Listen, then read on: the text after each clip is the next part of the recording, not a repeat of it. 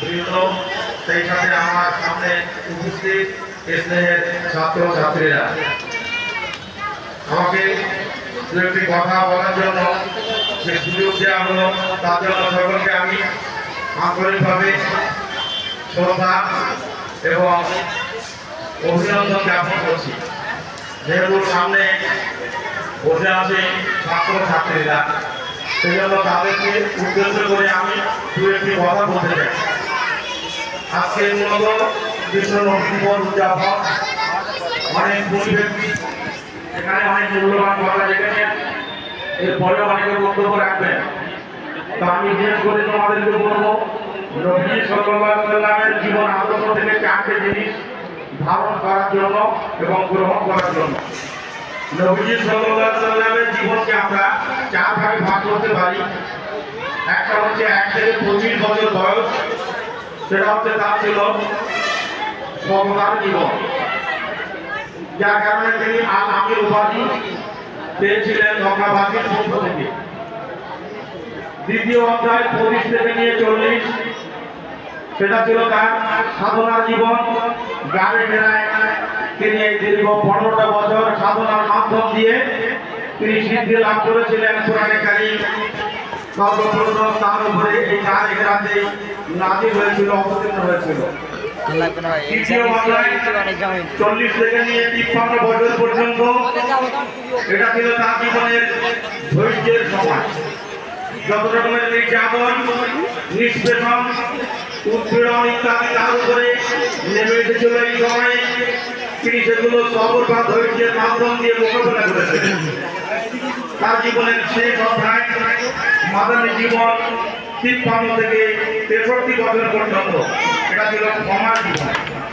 ক্ষমার মাধ্যম দিয়ে তিনি মানবতাকে জয় করেছিলেন এবং একটা দৃষ্টান্তে স্থাপন করেছিলেন। তো আমরা নবীজি সাল্লাল্লাহু আলাইহি ওয়াসাল্লামের জীবন আদর্শ থেকে যারা বিশেষ করে মাদ্রাসা শিক্ষার্থী, আমরা এই চারটে জিনিস জীবন ধারণ করবো এবং গ্রহণ করবো। 1 নম্বর হচ্ছে সততা, 2 নম্বর হচ্ছে সাধনা, 3 নম্বর হচ্ছে ধৈর্য, 4 নম্বর হচ্ছে ক্ষমা। এখান থেকে একটা বিশেষ বিষয় থেকে আমি একটু দৃষ্টি আকর্ষণ করবো, সেটা হলো গাড়ি ঘেরা। গাড়ি ঘেরায় মহান আল্লাহ তাআলা আমাকে নিয়ে গিয়েছিলেন। সেটা শুধুমাত্র একটা ঐতিহাসিক জায়গা দেখার মতো বিষয়টা নয়, অনেক কিছু শিক্ষা নেওয়া হয়েছে সেখান থেকে।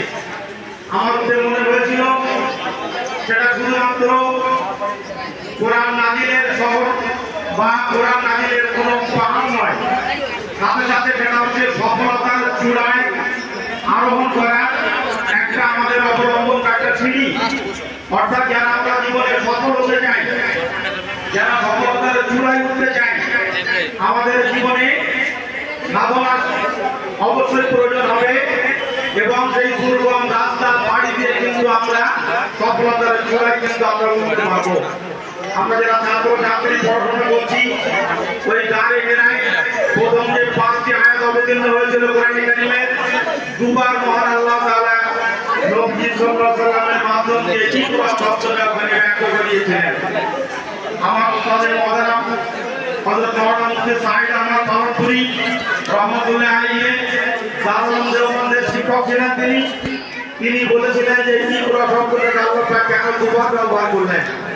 প্রথম ইকরা মানে হচ্ছে যারা নিরক্ষর, যারা লেখাপড়া জানে না, অশিক্ষিত, তাদেরকে স্বাক্ষর হওয়ার কথা আল্লাহ বলেছেন। এটা সীমা রেখা কোথা থেকে কতদূর, একেবারে বলতে গেলে কেজি থেকে পিজি, অর্থাৎ নার্সারি থেকে শুরু হবে এবং পোস্ট গ্রাজুয়েট পর্যন্ত, এমএ পর্যন্ত যে আমাদের স্বাভাবিক শিক্ষা ব্যবস্থা রয়েছে, এটা হচ্ছে প্রথম ইকরা। রক্ত থেকে গাইডেন্স এবং কেজি থেকে পিজি। এর পরবর্তীতে জীবনের বিরাট অঙ্গন পড়ে রয়েছে। এই যে মানবতার আমাদের প্রধান শিক্ষক বলছিলেন, গোটা পৃথিবীর একটা যেন উন্মুক্ত পাঠশালা। এরকম ভাবে আল্লাহ পাকের বিপুল সৃষ্টি জগৎ নিয়ে গবেষণার একটা বিরাট জগৎ আমাদের সামনে রয়েছে। সেখান থেকে শুরু হবে তৃতীয় ইকরা, অর্থাৎ মহান আল্লাহ তাআলা সেই অনুপম সৃষ্টি জগৎ সম্পর্কে আমাদেরকে গবেষণা করতে হবে এবং তার মাধ্যম দিয়ে জ্ঞানের সাগরে আমাদের আমাদেরকে যোগ দিতে হবে এবং আমাদেরকে টুকুরি হতে হবে। এই শিক্ষা কিন্তু কোনো শেষ নেই। ডিগ্রি অর্জনের পরের থেকে যেটা শুরু হবে অর্থাৎ এমএর পর থেকে এবং আমৃত্যু সেই শিক্ষা আমাদের চলবে। সুতরাং গার্ডিয়ানরা আমাদেরকে শিক্ষা দিচ্ছে যে পড়াশোনা চলবে সারাটা জীবনব্যাপী। স্কুল মাদ্রাসা শেষ হয়ে যাবে, ডিগ্রি শেষ হয়ে যাবে, কিন্তু পড়াশোনার যে নিরন্তর সাধনা সেটা কিন্তু শেষ হবে না। যাই হোক, আমি বেশি আর সময় নেব না। দুপুর এখন মধ্যাহ্ন ভোজনের সময়, প্রত্যেকের ভিতরে এখন একটা ক্ষুধা চলে এসেছে। আমি বুঝতে পারছি আমার বক্তব্য শোনার জন্য এতটা আগ্রহ অনেকেরই নেই। তো আমি ছাত্র ছাত্রীদের জন্য ছন্দ বলছি, আশা করি তোমরা এগুলো মনে রাখবে এবং সেগুলো তোমাদের জীবনে কাজে দেবে। জীবনে বড় হতে গেলে লাগবে স্বপ্ন। সেই স্বপ্ন কি স্বপ্ন? না মানুষের মতো মানুষ হবো এবং আল্লাহ পাকের আমি প্রিয় বান্দা বা বান্দি হবো এবং রসুলের পাক সাল্লাল্লাহু আলাইহি ওয়াসাল্লামের আমি একটা সেরা হবো। এই যে এখানে সুন্দর একটা উদ্বোধন হলো, আমার আদার সাথে আমি দেখলাম, খুব ভালো লাগলো। কৃতি ছাত্র ছাত্রীদের যেখানে একটা লিস্ট আনতে হলো, ওই জায়গায় আমি যদি যেতে চাই আমার একটা জীবনের স্বপ্ন চাই, ঠিক কিনা? যে স্বপ্ন পূরণ হলে শুধুমাত্র আমার উজ্জ্বল হবে না, আমার পিতা মাতার উজ্জ্বল হবে, তরুণনগর বসিয়া সিনিয়র মাদ্রাসার উজ্জ্বল হবে এবং সর্বোপরি আমার দেশের মুখ উজ্জ্বল হবে। সুতরাং সেই বড় স্বপ্ন নিয়ে আমি পড়াশোনা করবো, সাধনা করবো।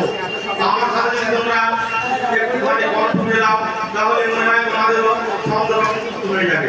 তাই শুরু করে একটু আমার অনেক প্রাক্তন ছাত্র ছাত্রী এখানে বসে আছে যারা গার্ডিয়ান আমাদের সিনিয়র মাদ্রাসায় একসময় আমার ক্লাসে বসতো, তাদেরকে দেখে আমার খুবই ভালো লাগছে। তো সকলে মিলিতভাবে যদি আমরা বলি, সুন্দর একটা সময় আমাদের উদযাপিত হবে। স্বপ্নকে যদি বড় করো, সবাই একটু বড় আসলে, স্বপ্নকে যদি বড় করো,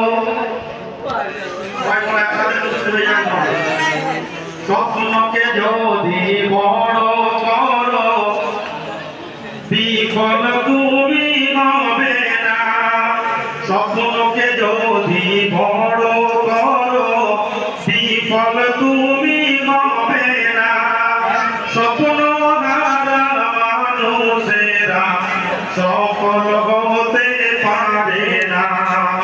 লক্ষ্যকে যদি বড় করো, লক্ষ্যকে যদি বড় করো, বিফল তুমি হবে না। লক্ষ্য দ্বারা মানুষেরা সফল হতে পারে না। বিবেককে যদি জাগ্রত করো, বিবেককে যদি জাগ্রত করো, বিফল তুমি হবে না। বিবেক দ্বারা মানুষেরা সফল হতে পারে না। ধৈর্যের সাথে সাধনা করো, ধৈর্যের সাথে সাধনা করো, বিফল তুমি হবে না। ধৈর্য দ্বারা মানুষেরা সফল হতে পারে না।